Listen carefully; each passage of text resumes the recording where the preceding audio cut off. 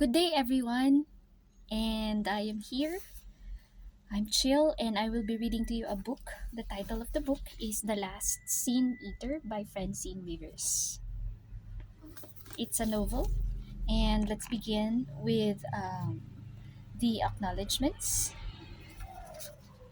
To my husband Rick, with love and thanksgiving, you are God's gift to me. Acknowledgements. God has blessed me with a wonderful family and many friends who have been consistently supportive and encouraging. My husband Rick, my agent, the late Jane Jordan Brown, and my editor, Karen Ball, have been heavily involved in seeing me through each project. Thank you for always being there. Peggy Lynch, thank you for listening to me and asking the hard questions that make me think more deeply. Liz and Bill Higgs, thank you for sending a box of resource materials. Love Nutters, thank you for listening, advising, sharing, and praying. The author's note. The sin eater was a person who was paid a fee or given food to take upon himself the moral trespasses of the deceased and their consequences in the afterlife. Sin eaters were common in the early 19th century in England, the lowlands of Scotland, and the Welsh border district. This custom was carried over by immigrants to the Americas and practiced in remote areas of the Appalachian Mountains. This is a purely fictional story of one such person. Leviticus chapter 16, verses 8 to 10. It was written, "And Aaron shall cast lots upon the two goats, one lot for the Lord, and the other lot for the scapegoat. And Aaron shall bring the goat upon which the Lord's lot fell, and offer him for a sin offering. But the goat on which the lot fell to be the scapegoat shall be presented alive before the Lord, to make an atonement with him, and to let him go for a scapegoat into the wilderness." Jesus the Christ in John chapter 14, verse 6. It was written, "I am the way, the truth, and the life. No man cometh unto the Father but by me." Chapter 1. Great Smoky Mountains, mid 1850s. The first time I saw the Sin Eater was the night Granny Forbes was carried to her grave. I was very young, and Granny, my dearest companion, and I was greatly troubled in my mind. Then a look at the Sin Eater, Caddy. I been told by my pa, and no be asking why. Being so grievously forewarned, I tried to obey. Mama said I was accursed with curiosity. Papa said it was pure, caused nosiness. Only Granny, with her tender spot for me, had understood. Even the simplest queries were met with resistance. "When you're older, it's none of your business. Why are you asking such a fool question?" The summer before Granny died, I had stopped asking questions of anyone. I reckoned if I were ever going to find answers, I'd have to go looking for myself. Granny was the only one who seemed to understand my mind. She always said I had Ian Forbes' questing spirit. He was my grandfather, and Granny said that spirit drove him across the sea. Then again, maybe that was not the whole truth, because she said another time it was the Scotland clearances that did it. Papa agreed about that, telling me grandfather was driven off his land and herded onto a boat to America to sheep could have pasture. Or so he was told, though I could never make sense of it.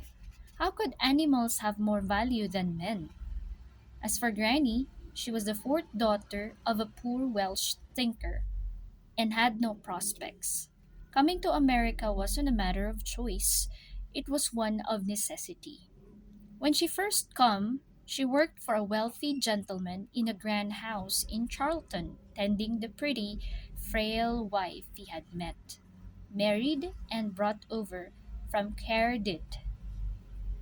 It was the wife who took such a liking to Granny. As a Welsh woman herself, the young Mrs. was longing for home. Granny was young then, 17 to her recollection. Unfortunately, she didn't work for them long, as the lady died in childbirth and took her wee babe with her. The gentleman didn't have further need of a lady's maid, and what services he did want rendered Granny refused to provide. She'd never say what they were, only that the man released her from her contract and left Granny to her own devices in the dead of winter. Times were very hard. She took whatever work she could find to keep body and soul together and met my grandfather while doing so. She married Ian Forbes despite his disposition, never having met my grandfather. I couldn't judge her remark on this behalf, but I heard my uncles laughing once about his high temper. Uncle Robert said grandfather stood on the front porch and shot at Papa, not once, but twice in quick succession. Fortunately, he had been drunk at the time and Papa quick on his feet, or I never would have been born. Grandfather Forbes died of a winter long before I was born. A heavy storm had come, and he lost his way home. Where he had been, Granny didn't say. It was one of the things that frustrated me most, only hearing part of the story and not the whole. It was left to me to piece it all together and took years in the doing. Some of it is best not told. When asked why she had married such a fierce man, Granny said, he had eyes blue as a dusky sky. Dearie. You have him caddy, my love, same as your papa does. And you've Ian's soul's hunger. God help you. Granny was ever saying things beyond my ken. Papa says I take after you. She rubbed her knuckles lightly against my cheek. You do well and know. Her smile had been sad. Hopefully not in all ways. She would say no more on the subject. Seems some questions didn't bear answering. The morning she died, we were just sitting and looking out over the hollow. She had leaned back in her chair, rubbing her arm as though it was paining her. Mama was moving around inside the house. Granny drew in her breath with a grimace and then looked at me. Give your mama time. How four words could hurt. They brought to mind all that had been before and what had caused the wall between Mama and me. Some things can't be changed or undone. Even at my young age, after a mere 10 years of living, the future stretched bleakly out ahead of me. Resting my head against Granny's knee, I said nothing and took what solace I could in her sweet presence, not guessing that even that would soon be taken from me. And if I could go back now and change things so that I would not have lived through such a time of desolation, would I? No, for God had his hand upon me before I knew who he was, or even that he was. In the last year I had learned tears did no good. Some pain is just too deep. Grief can't be dissolved like rain washing dust of a roof. Sorrow knows no washing away, no easing, no end of time. Granny laid her hand upon my head and began stroking me like I was one of the hounds that slept under our porch. I liked it. Some days I wished I was one of them hounds Papa loved so much. Mama never touched me anymore, nor Papa either. They didn't speak much to one another, and even less to me. Only my brother, Iwan, showed me affection, though not often. He had too much to do helping Papa with the farm. What little time he had left over was spent in mooning over Burns. Granny was my only hope, and she was slipping away. I love you, my dear. You remember that when winter comes and everything seems cold and dead, it won't stay that way forever. Winter had come upon Mama's heart last summer, and she was still a frozen wasteland where I was concerned. Spring beauties used to grow like a lavender blanket at Bear Wallow. If I could wish for one thing, it would be for a bouquet of spring beauties. Granny was ever saying the same thing. If I could wish for me, for one thing, her wishes kept me busy. Not that I did not delight in them. She was too old to go far afield. Further I ever seen Granny walk was to Elda Kendrick's house, she being our closest neighbor and near as old as Granny herself. Yet Granny's mind could travel across oceans and over mountains and valleys, and often did so for my sake. It was Granny who pointed me to forgotten paths and treasure hunts it would have taken me longer to discover on my own. It was for her pleasure I hunted hither and yon in our high mountains to collect her precious bits of memories, and it got me away from the house and Mamma's grief and rejection of me. It was Granny who put me on the path to Bloomfield in springtime so that I could bring back a basket full of mountain daisies and bluets. She taught me how to make a wreath of them and put it on my head. She told me about Dragon's Tooth, where green rock grew, just like the backbone of Ian Forbes' Scotland. Or so he'd said. More than once I'd gone there. It took all day for me to climb the mountain to bring back a chunk of that green stone for her. I traipsed to ponds filled with sunfish and hollows warm with frog song. I even found the oak tree she said must be old as time itself, or at least as old as she. Granny was full of stories. She always took her leisure, pouring out words like honey on a cool morning, sweet and heavy. She knew everyone who came to settle into the palisades, runs, and hollows of our up-tilted land. We Forbeses came early to these great smoky highlands, wanting land and possibilities. The mountains reminded grandfather of Scotland. Lau Chilan, Kai led them here, along with others. Lao Chai Lan Kai led them here, along with others. Elda Kendrick came with her husband, dead and gone now so long that Granny forgot his name. Even Miss Elda might have forgotten it, for she was ever saying she didn't want to talk about him. Then came the Odaras and Trents and Sayers and Kents. The Connors and Burnesses and Smiths cleared land as well. Granny said if grandfather Ian hadn't died, he would have moved the family further east to Kentucky. They all helped one another when they could and held together against nature and God himself to build places for themselves. And they was ever on the lookout for Indians to come and murder 'em. Those that didn't stand with the others stood alone and most often died. A few married come later, marrying in until we were a mingled lot, cast off and cutaways and best forgottens. We all got our reasons, some better than most, for sinking roots into these mountains and pulling the mists over our heads. Granny said once, some came to build, some came to hide. All of them did what they knew to survive. That morning, the morning Granny died, I went to Bear Wallow for spring beauties. She longed for them, and that was reason enough for me to go. The flowers did grow like a lavender blanket, just like Granny said she remembered. I picked a basketful and brought them back for her. She was asleep in her porch chair, or so I thought, until I came close. She was white as a dogwood blossom, her mouth and eyes wide open. When I placed the flowers in her lap, she didn't move or blink. I knew she was gone from me. It is an awful thing for a child to understand death in such fullness. I had already had one taste of it. This time it was a long drink of desolation that went down and spread into my very bones.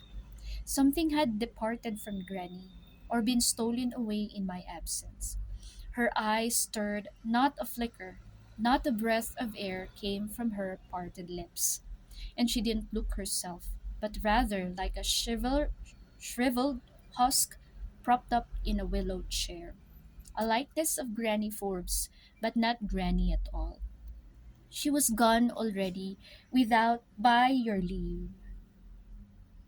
I understood too much and not enough in that moment, and what I knew hurt so deep inside me. I thought I'd die of it.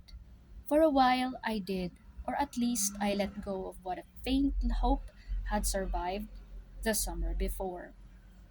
Mamma stopped the clock on the mantel and covered the mirror, as was her Highland custom.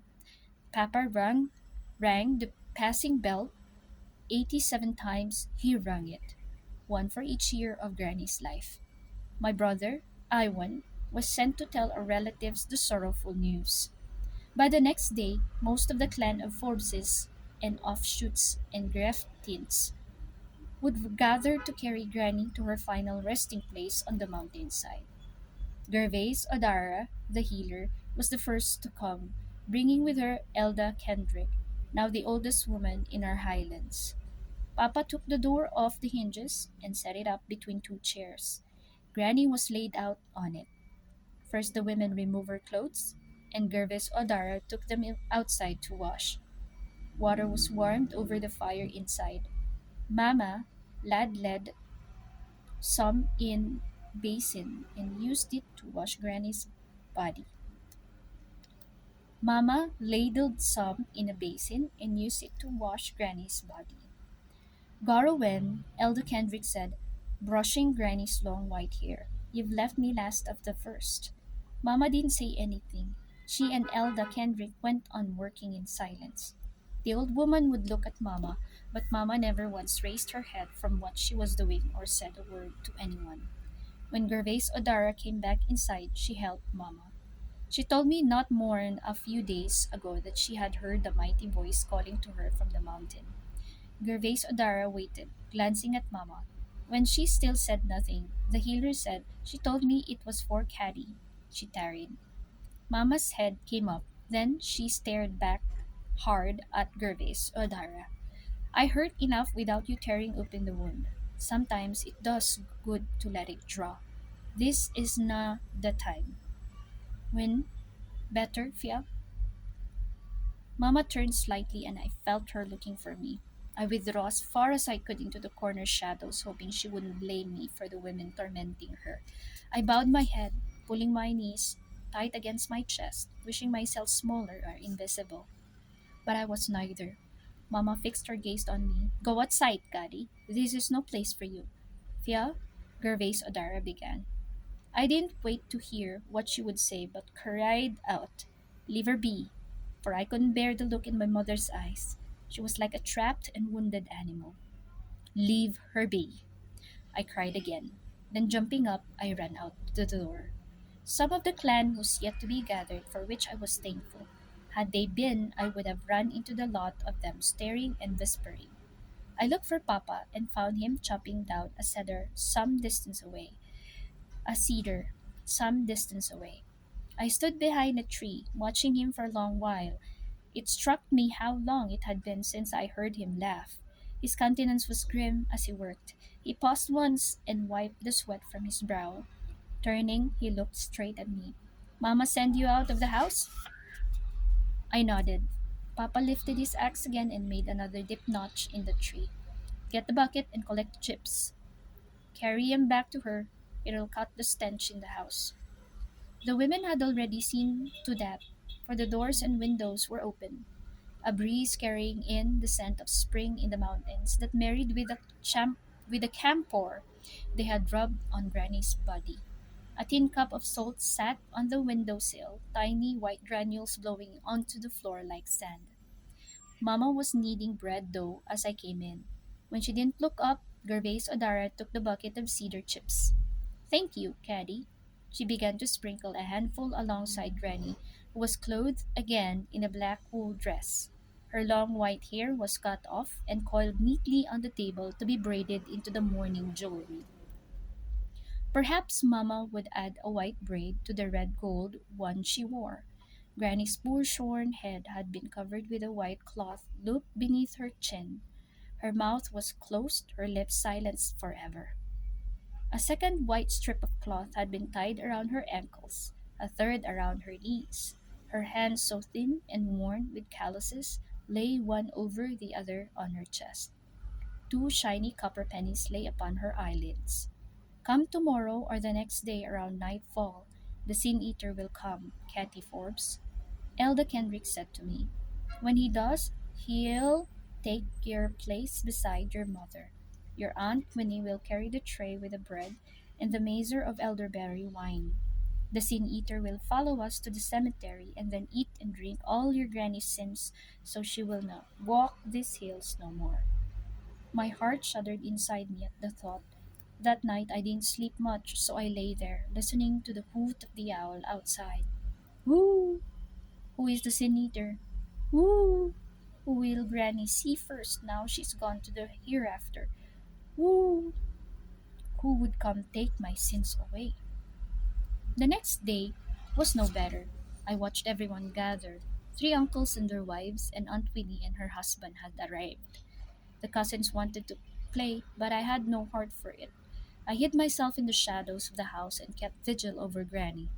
When they finally laid her in her grave, I wouldn't see her anymore. Leastwise, not until I met my maker. Mama didn't send me out again, but she sat in the spring sunshine with the aunts. Jillian O'Shea had a new girl, baby, at her breast, and most were gratified that the babe's given name was Garwin. I heard someone say it was God's way to give and to take away. A Garwin comes and a Garwin goes. I took no comfort in those words. From my dim corner, I saw every member of Granny's family and all her friends come to pay respect to her, and they all brought something to share with the others, be it whiskey, sweet potatoes for roasting, corn cakes, molasses, sweet bread, or salted pork for the stew pot burbling over the fire. You've got to eat some, child, Gervais O'Dara said to me halfway through the second day. I put my head on my arms, refusing to look at her or answer. It didn't seem right to me that life should go on. My granny lay dead, dressed in her finest clothes, ready for burial, but people talked and walked and ate as always. Caddy, my dear, Gervais O'Dara said, your granny had a long living, not long enough to my way of thinking. I wondered if I would have felt better if Granny had told me herself what was to come. Thinking back, I figure she knew, leastwise. I think she prayed for the end to come like it did, with me somewhere else. Instead of saying she was dying, she sent me chasing after spring beauties and departed this life while I was gone. Only I once seemed to understand my hurt. He came inside and sat with me on Granny's cot. He didn't try to get me to eat or talk. He didn't say Granny was old and it was her time to die. He didn't say time would heal my wounds. He just took my hand and held it, stroking it in silence. After a while, he got up and left again. The Kai family came the second day. I could hear the father, Borogan Kai, outside, his voice deep and commanding.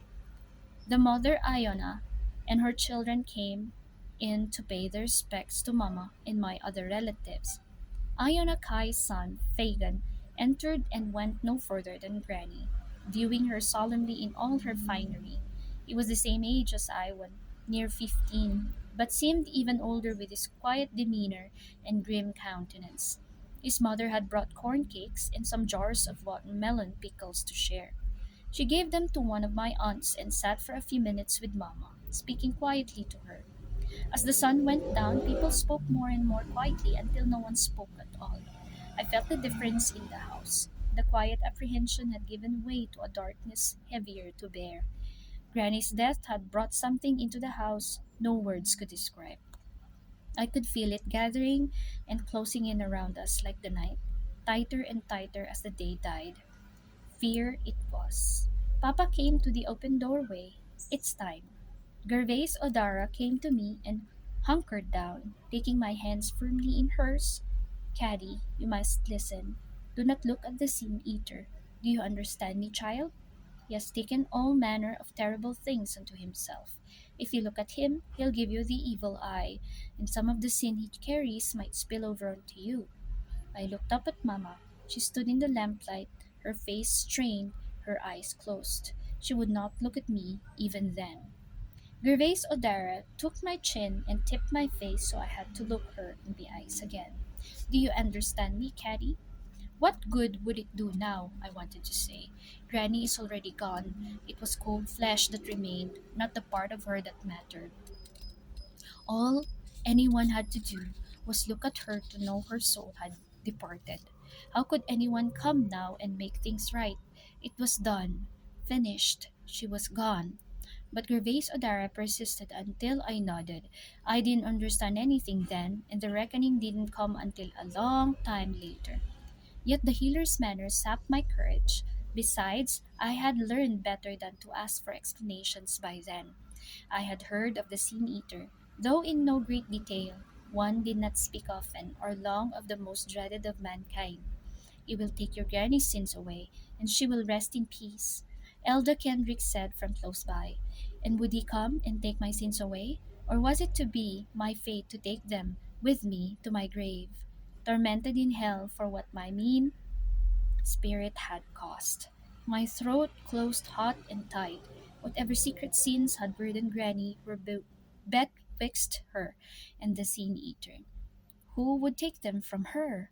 There would never be rest for me.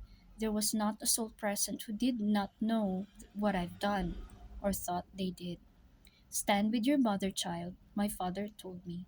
I did so, and felt the slightest touch of her hand. When I looked up with a longing so deep, my heart ached. She spoke softly and broke off a sprig of the rosemary she carried. Toss this into the grave when the service is done, she said without looking at me. Four men lifted Granny and carried her out the door. Papa carried a torch and led the procession up the path to the mountainside cemetery. The night air seemed colder than usual, and I shivered walking alongside my mother. Her face was still and bleak, her eyes dry. Others carried torches to light our way. A full moon was up, though it was obscured by a thick layer of mist seeping in through the notch in the mountains. It looked like dead white fingers reaching for us. Dark shadows danced between the trees as we passed, and my heart thumped madly, goose flesh rising when I felt another presence join our procession. The Sin Eater was there, like a cold breath of wind on the back of my neck.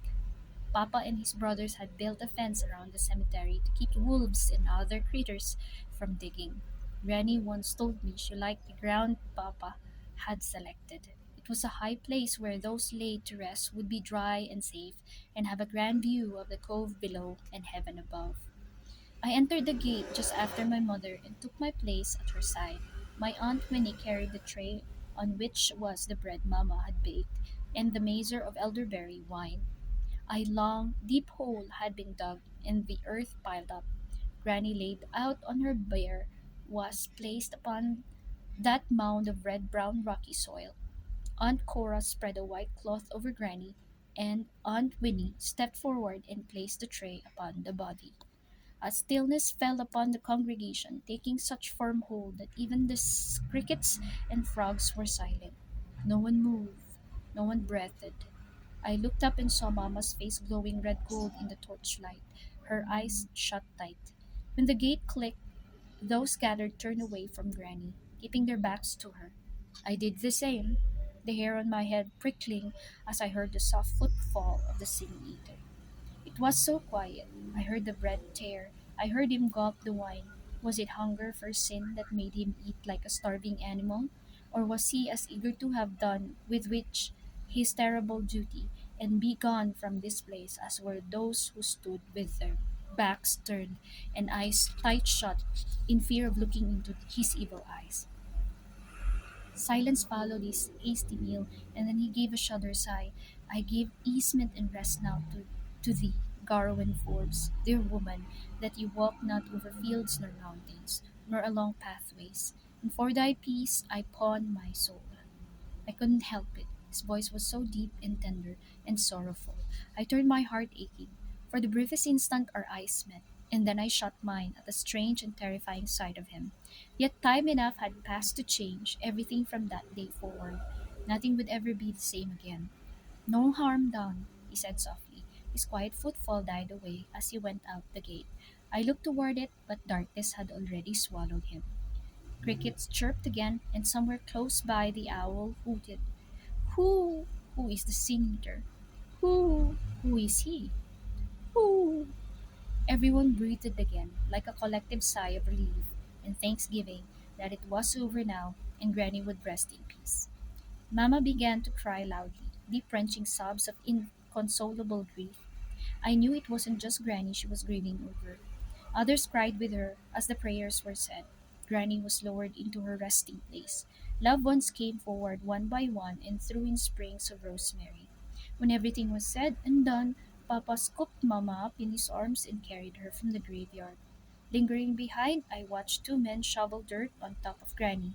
Each thud of earth made a cold thud inside me. One man looked up from his work. Go on now, girl. Go on back to the house with the others. As I left by the gate, I turned for a moment, my gaze traveling over the others laid to rest in the cemetery. My grandfather, Ian Forbes, had been first, followed by a son who had died of a Thursday after complaining of terrible stomach pains. Three cousins and an aunt had died in a week of fever, and then there was the stone of Ellen. Halfway home, I looked down at the sprig of rosemary Mama had given me. I'd forgotten to throw it into the grave.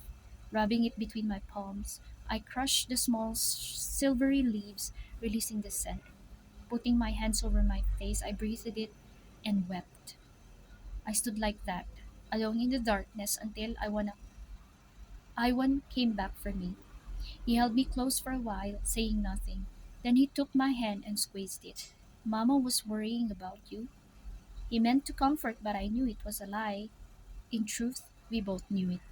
I stayed outside on the far end of the porch, my legs dangling over the edge. Leaning on the lower railing, I laid my head down in my arms and listened to Aunt Winnie sing a Welsh hymn Granny had taught her. Others joined in. Papa and the other men were drinking whiskey, little interested in the food the women had prepared. What he mean? No harm done? Someone asked. Maybe he meant Garwin Forbes didn't have as many sins as she might have after such a long living. And maybe he's taken on so many in the past 20 years. Hers will not make much difference. Leave off talking about the man, Bragan Kai said sternly. He done his duty and is gone. Forget him. No one mentioned the Sea Eater again, not for the rest of that evening, while the grieving was open and unashamed. Weary in body and spirit, I went inside and curled up on Granny's cot. Pulling her blanket over me, I closed my eyes consoled. I could still smell the scent of her mingling with the rosemary on my palms. For a few minutes, I pretended she was still alive and well, sitting in her chair on the porch, listening to everyone tell stories about her and grandfather and countless others they'd love. Then I got to thinking of Granny lying deep in that grave, covered over by the red brown mountain soil. She would not rise to walk these hills again because someone had come and taken her sins away. Or had he? Somewhere out there in the wilderness, all alone, was the Sin Eater. Only he knew if he had accomplished what he had come to do. And yet I could not help wondering, why had he come at all? Why hadn't he hidden himself away, pretending not to hear the passing bell echoing on the mountains? Were not the sins of one life enough to bear without taking on those of everyone that lived and died in the hollows and coves of our mountains? Why would he do it? Why would he carry so many burdens knowing he would burn in hell for people who feared and despised him, who would never even look him in the face? And why did my heart ache so at the thought of him? Even at my tender age, I knew. 70 to 80 years stretched out before me, long years of living ahead if I had Granny's constitution. Years to live with what I had done. Unless, forget him, Brogan Kai had commanded. Yet a quiet voice whispered in my ear, Seek, and ye shall find, my dear. Ask, and the answer will be given. And I knew I would, whatever came of it. End of chapter 1. Thank you for joining me. Till then, have a great day. Bye.